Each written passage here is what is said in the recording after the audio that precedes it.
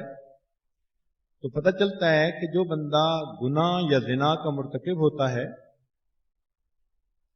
تو 11 اس کے اوپر پریشانی آتی ہیں. سنیے ذرا، دین میں کمی آ جاتی ہے، علم میں کمی آ جاتی ہے، عقل میں کمی آ جاتی ہے، یادداشت میں کمی آ جاتی ہے، عمر میں کمی، رزق میں کمی، چہرے کے نور میں کمی.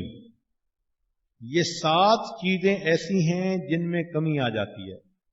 اور آپ نے تجربہ بھی کیا ہوگا کہ جو الٹے سیدھے کاموں میں پھنس جاتی ہیں ان کے چہروں پہ عجیب نحوست ہوتی ہے.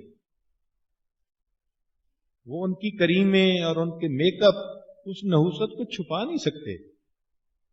پھر ان کی صحتیں بھی خراب، کوئی نہ کوئی بیماری، راتوں کو نیند نہیں آتی، ساری ساری رات کروٹیں بدلتی جاگتی پھرتی ہیں. یادداشت میں کمی، بھول بھلکڑ کی بیماری ان کو ہو جاتی ہے، اور اعمال کی توفیق چھن جاتی ہے تو نہ نماز کی پرواہ نہ اور چیزوں کی پرواہ. تو ایک گناہ تھا زنا جس کی وجہ سے 7 چیزوں میں کمی آئی، اور 8ویں چیز کہ اس کو پھر نیکوں سے بغض ہو جاتا ہے. چنانچہ اس قسم کی فیشنیبل لڑکیاں جو برے کردار کی ہوتی ہیں ان کو نیک لوگ ذرا نہیں اچھے لگتے، ان کو پردے والی عورتیں ذرا نہیں اچھی لگتی، ایسا بغض ہوتا ہے ان کے دل میں. پھر 9ویں چیز کہ ان کو اللہ سے دشمنی ہو جاتی ہے.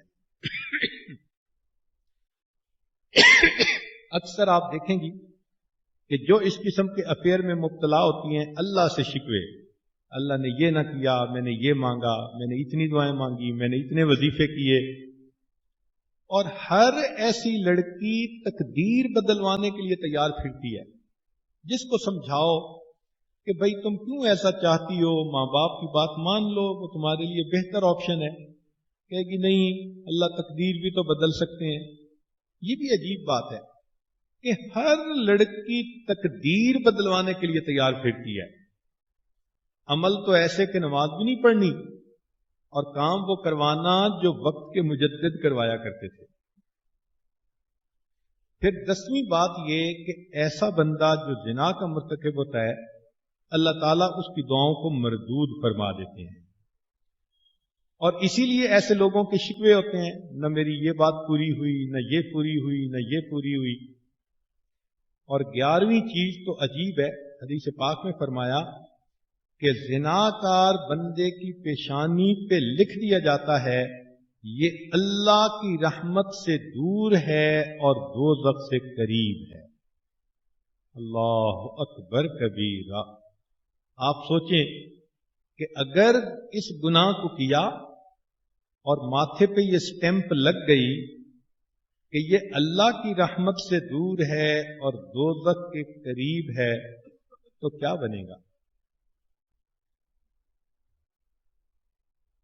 تو اس لیے معصیت کوئی آپشن ہے ہی نہیں.